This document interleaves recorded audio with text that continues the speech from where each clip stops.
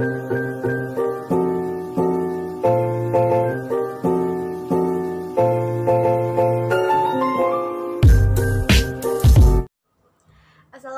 warahmatullahi wabarakatuh. Perkenalkan, nama saya Mary Putriani. Saya berasal dari kelompok 1.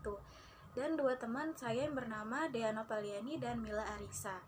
Materi konseling kami yaitu tentang pemberian vitamin K pada bayi baru lahir. Sebelum kami memaparkan lebih jauh tentang pemberian vitamin K pada bayi baru lahir, izinkan saya memberikan pembahasan sedikit mengenai apa itu vitamin K. Vitamin K adalah nutrisi yang diperlukan tubuh dalam proses pembekuan darah. Vitamin K terkandung secara alami di dalam makanan dan tersedia dalam bentuk suplemen tambahan. Jenis sayuran yang mengandung vitamin K antara lain yaitu kangkung, bayam, brokoli, sawi, lobak, dan kubis. Sedangkan beberapa jenis buah yang mengandung vitamin K adalah alpukat, buah arah, kiwi, delima, dan anggur. Vitamin K juga dapat ditemukan di dalam ikan, daging, hati, serta kuning telur. Fungsi utama vitamin K adalah membantu proses pembekuan darah. Bila tubuh kekurangan vitamin K, maka darah akan sulit membeku. Akibatnya orang yang kekurangan vitamin K lebih mudah mengalami pendarahan. Kekurangan vitamin K lebih sering dialami oleh bayi baru lahir dibanding orang dewasa. Dosis vitamin K tergantung pada usia dan kondisi pasien. Pada pasien dewasa dan remaja dosisnya adalah 2,5 sampai 25 mg. Dosis bisa ditingkatkan 25 sampai 50 mg dan diulangi 12 hingga 48 jam berikutnya.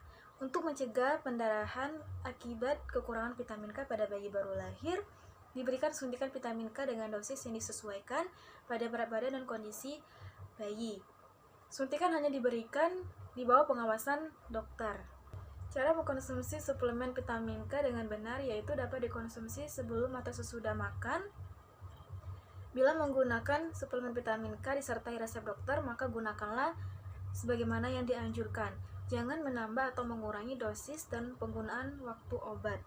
Nah, mengenai efek samping dan bahaya vitamin K sangat jarang menyebabkan efek samping, terutama jika dikonsumsi dalam dosis yang dianjurkan. Namun, ada beberapa kasus suplemen vitamin K menimbulkan efek samping berupa mudah berkeringat, gangguan indera pengecap,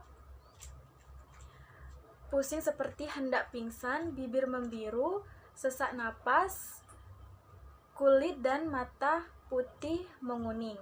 Jika mengalami hal tersebut, segeralah ke IGD atau lakukan pemeriksaan ke dokter untuk mendapat penanganan. Kebutuhan harian vitamin K untuk anak-anak usia 0-6 bulan 2 mikrogram, 7-12 bulan 2,5 mikrogram, 1-3 tahun 30 mikrogram, 4-8 tahun 55 mikrogram, 9-13 tahun 60 mikrogram, dan 14-18 tahun 75 mikrogram. Kebutuhan harian vitamin K untuk dewasa pria 19 tahun ke atas 120 mikrogram, wanita usia 19 tahun ke atas 90 mikrogram, wanita hamil dan menyusui 19 tahun ke bawah 75 mikrogram, dan wanita hamil dan menyusui usia 19 sampai 50 tahun 90 mikrogram. Contoh kasus kekurangan vitamin K pada bayi baru lahir yang saya dapatkan dari alomedica.com yaitu usia bayi 1 bulan datang dengan keadaan pucat, penurunan kesadaran, dan UOB-nya membonjol. Kejang umum tanpa demam 1 kali di rumah, riwayat kelahirannya tidak disuntik vitamin K. Namun perlu kita ingat bahwa hal ini dapat terjadi dalam waktu 3 minggu sampai 8 bulan usia bayi. Yang perlu kita pikirkan adalah bila pendarahan otak luas akan menimbulkan sekuel pada anak dan mempengaruhi kualitas hidup anak. Oleh karena itu, sangat penting untuk dilakukannya suntik vitamin K pada bayi baru lahir. Tidak tergantung pada berat badan bayi sehat atau tidak, dan vitamin yang disuntikan adalah vitamin K1 phytomenadion, bukan vitamin K3. Perlu kita ingat juga bahwa bukan hanya bayi baru lahir yang kekurangan vitamin K, namun orang dewasa juga dapat mengalami kekurangan vitamin K. Kekurangan vitamin K pada orang dewasa ini disebabkan oleh beberapa kondisi seperti pola makan yang buruk dan tidak mengkonsumsi makanan yang mengandung vitamin K. Yang kedua yaitu mengkonsumsi obat pengencer darah seperti Coumarin, dan yang ketiga yaitu mengalami gangguan penyerapan dini.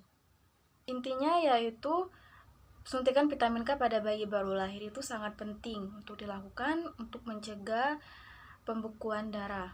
Selain itu, jika tidak dilakukan suntikan vitamin K pada bayi baru lahir, takutnya nanti akan bayi tersebut mengalami perdarahan. Karena ketika bayi baru lahir itu vitamin K-nya sangat sedikit. Maka dari itu perlunya suntikan vitamin K. Assalamualaikum warahmatullahi wabarakatuh. Perkenalkan, nama saya Diana Valiani. Saya akan menjelaskan tentang manfaat pemberian vitamin K pada bayi baru lahir. Setiap bayi baru lahir perlu mendapatkan vitamin K lewat suntikan. Manfaat vitamin K ini adalah untuk membantu dalam proses pembekuan darah dan mencegah terjadinya perdarahan yang bisa terjadi pada bayi baru lahir. Vitamin K pada bayi baru lahir sangat sedikit, padahal manfaat vitamin K ini sangat penting. Apabila tubuh kekurangan vitamin K dapat memicu timbulnya memar yang luas dan luka kecil yang terus mengucurkan darah. Penyebab vitamin K sangat sedikit dalam tubuh bayi baru lahir adalah karena belum berkembangnya bakteri baik penghasil vitamin K yang tidak diserap dengan baik oleh plasenta sewaktu bayi berada di dalam kandungan. Manfaat vitamin K ini adalah untuk mencegah terjadinya perdarahan yang bisa terjadi di berbagai organ seperti otak, lambung, dan usus. Perdarahan yang disebabkan oleh kekurangan vitamin K disebut dengan vitamin K deficiency bleeding atau VKDB. Penyakit ini bisa beresiko tinggi pada bayi yang mengalami penyakit seperti diare kronis, hepatitis, atresia biliar, dan kekurangan enzim tripsin. Penyakit VKDB ini tidak hanya bisa terjadi pada hari pertama kelahiran, tetapi bisa terjadi sampai dengan bayi bisa mendapatkan MPASI atau saat bayi berusia 6 bulan. Terima kasih.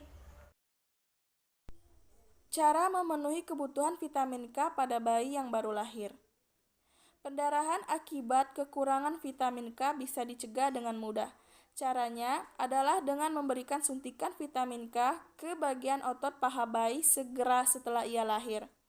Terkadang suntik vitamin K bisa ditunda hingga 6 jam setelah bayi dilahirkan agar ibu bisa melakukan inisiasi menyusui dini terlebih dahulu.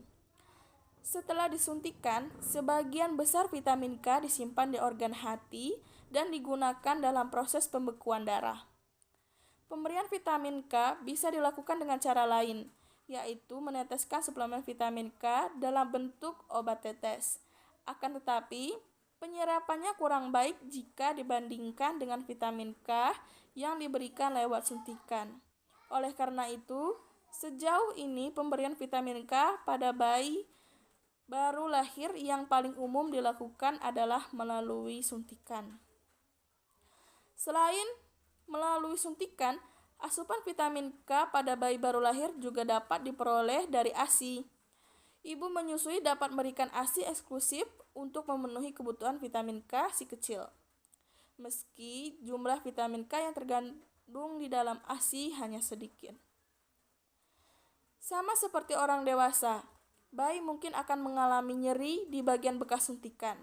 Untuk meringankan nyeri yang dirasakan bayi saat disuntik, mintalah kepada dokter atau bidan agar suntikan diberikan saat bayi sedang menyusui. Vitamin K terbukti aman dan penting bagi bayi yang baru lahir.